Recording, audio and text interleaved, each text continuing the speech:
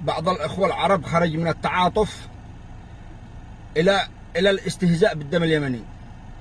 تنزل له مقطع لتفجير بيوت يمنيين على رؤوس ساكنيها، يدخل يعلق لك يقول لك الحوثي على حق وانتم إسرائيليين وانتم صهاينة تستاهلوا. عقل عقل عقل عقل.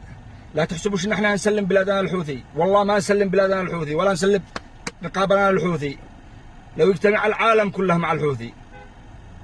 الحوثي مجرم بحق شعب يمني، الحوثي شيعي وسخ، الحوثي يحاول تشييع اليمنيين بالغصب. ما حدث في رداع جزء بسيط من ما يحصل لليمنيين خلال 20 عام، والآن جاي يبيض صفحته بنصرة غزة. كذب كذب. لا قتل لا أمريكي ولا بريطاني ولا إسرائيلي، حاصر مصر وحاصر الدول العربية، ما حاصرش إسرائيل، والله ما حاصر إسرائيلي.